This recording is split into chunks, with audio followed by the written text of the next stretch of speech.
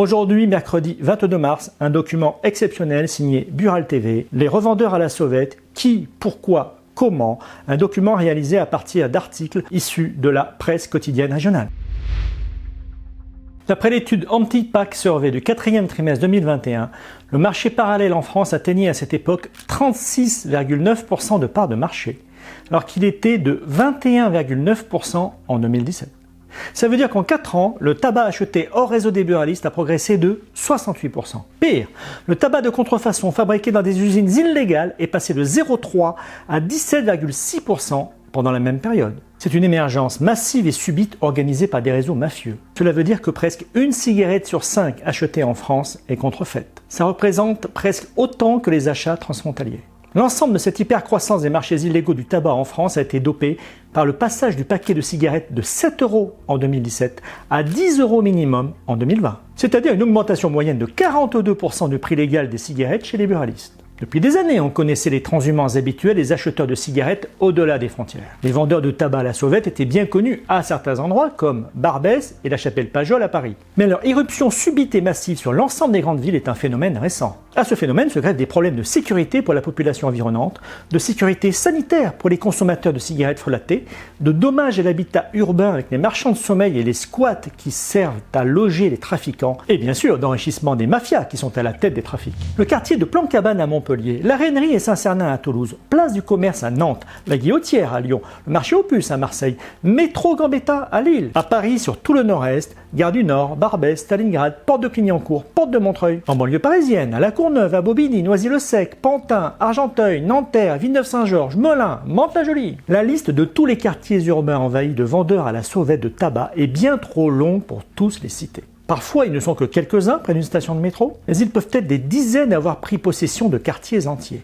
Le spectacle est toujours le même. Des individus semblant être d'origine étrangère tiennent des paquets de cigarettes multicolores à la main en criant le nom de la première marque de cigarettes vendue en France. 30 secondes suffisent au client pour acheter un paquet rouge à 5 €, alors que son équivalent légal est vendu 130% plus cher à 11,50 € chez le buraliste, non loin de là. L'amende de 135 € créée fin 2019 pour les acheteurs est très loin de les dissuader. Ils sont souvent convaincus d'acheter des produits légaux, mais étrangers, alors qu'en fait, ils achètent des cigarettes fabriquées dans des conditions insalubres. Les analyses de cigarettes contrefaites ont montré un taux de nocivité 30 fois supérieur aux cigarettes classiques. Ces bandes de vendeurs de rue sont un grand malheur pour la vie des riverains et des commerçants des quartiers dont ils ont pris le contrôle. En 2017, des femmes du quartier de la Chapelle-Pajol dans la continuité de Barbès se plaignaient des agressions verbales et physiques des bandes d'hommes qui tenaient le trottoir. À Pantin, en février 2023, des commerçants ont baissé le rideau un après-midi pour témoigner de leur exaspération.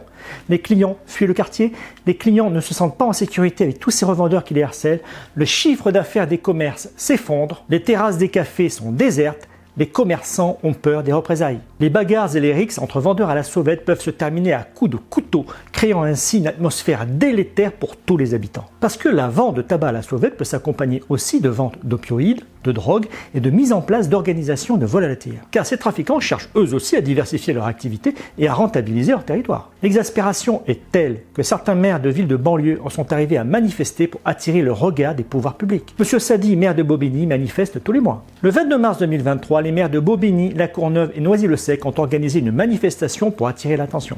Même les municipalités en sont arrivées à avouer leur impuissance face à la gravité du phénomène et au désarroi de la population. Pour tous ces petits revendeurs à la sauvette, les peines judiciaires sont très faibles. Georges Mautron, maire d'Argenteuil, disait en août 2022 « Ces vendeurs, très majoritairement sans papier, sont relâchés aussitôt après leur interpellation sans être poursuivis par la justice. Devant l'impunité générale, des habitants cherchent à se défendre. Des associations, des citoyens s'organisent pour alerter. Ainsi, le lundi 28 février 2022, des jeunes vêtus de noir et encagoulés ont mené une expédition punitive pour chasser les vendeurs à la sauvette de tabac de la gare d'Argenteuil. L'un de ces jeunes, âgé de 21 ans, agent d'accueil sans casier judiciaire, a dit au tribunal « Ça fait plusieurs mois que cela dure, qu'ils vendent leurs clopes et s'attaquent à des familles, à des mineurs », explique-t-il à l'audience. Il y a eu des vols de sacs, dernièrement des agressions sexuelles. On a voulu faire en sorte qu'ils partent de la ville. Suite à cette affaire, le maire de la ville, Georges Mautron, a dit « Il est hors de question de se faire justice soi-même. 3 personnes ont été interpellées, mais les vendeurs à la sauvette, qui sont pour la plupart des Algériens, pour certains sans papier, courent toujours. On laisse faire à Argenteuil ce qu'ils ne pourraient pas faire dans leur propre pays. Et il a rajouté « Il faut que ce cercle vicieux soit cassé. Puisque les centres de rétention administrative ont rouvert, j'ai demandé au préfet d'en profiter. Il faut faire des exemples en renvoyant quelques-uns en Algérie. À partir du moment où ils sauront ce qu'ils risquent, ils cesseront. » Ce ne sont là que quelques exemples parmi tant d'autres. Le phénomène des revendeurs à la sauvette fait partie de tout un syndrome lié à la misère du monde. On les retrouve parmi d'autres dans la clientèle des marchands de sommeil. Comme à Sarcelles où la mairie fait la chasse aux habitats surpeuplés. On peut trouver jusqu'à 16 individus dans un 3 pièces. Ou bien ils ont recours à des squats organisés de pavillons ou d'appartements, souvent insalubres et dangereux. Ces vendeurs à la sauvette font partie de tout un milieu paupérisé, avec parfois des mineurs isolés, tour à tour, pickpocket, voleurs à la tire, cambrioleurs. Car la vente à la sauvette de tabac est une activité parmi d'autres qui peut faire partie d'un cursus de criminalité riche et varié. Un milieu dangereux aussi, comme Khaled, qui semblait occuper un squat à Villeneuve-Saint-Georges en décembre 2021. Il a été tué à coups de couteau par 2 jeunes pour un litige lié à la revente de tabac de contrebande. Tous ces trafiquants ont besoin d'endroits pour stocker leurs marchandises. Des appartements ou des box servent de nourrice. Dans la rue, le mobilier urbain, les jardinières, les halls d'immeubles peuvent servir au petit ravitaillement comme des camionnettes ou des voitures stationnées. D'autres trafiquants viennent livrer aux revendeurs du stock à vendre. Ce ne sont là que quelques exemples parmi tant d'autres. Les buralistes qui dénoncent le phénomène depuis des années sont des lanceurs d'alerte pour un syndrome de délinquance qui dépasse très largement la simple revente de tabac illégal. Mais chez qui se fournissent ces revendeurs? Ils vendent le paquet de cigarettes contrefaites à 5 € dans la rue, mais il sort à 1 € des usines clandestines. En février 2023, la 5e usine de fabrication de tabac contrefait a été découverte en France. La première ayant été découverte près de Meaux en décembre 2021, la plus grande a été celle de Saint-Aubin-les-Elbeuf près de Rouen, découverte le 12 janvier 2023. Cette usine contenait 100 tonnes de marchandises pour une valeur de presque 14 millions d'euros. 9 hommes ont été appréhendés, essentiellement des Moldaves. Il y a la volonté de produire au plus près des consommateurs. Des usines clandestines belges, espagnoles, polonaises ont été découvertes et dont la production alimentait aussi la France, le premier marché clandestin d'Europe. Les vendeurs à la sauvette dans la rue ne sont que la partie émergée d'une immense filière organisée.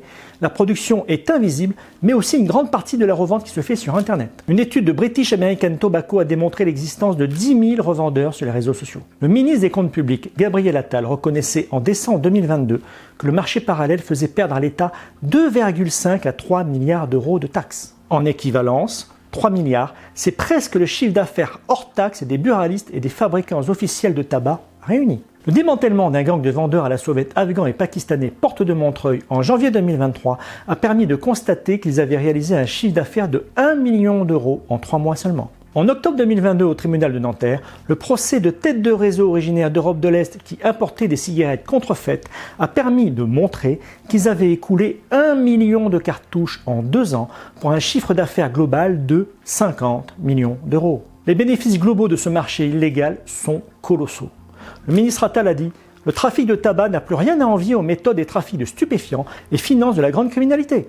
Nous y avons travaillé avec mon collègue Éric Dupond-Moretti. Nous voulons punir les trafiquants de tabac comme les trafiquants de stupéfiants. » Il a également dit « Les réseaux mafieux qui étaient dans les stupéfiants se tournent maintenant vers le tabac.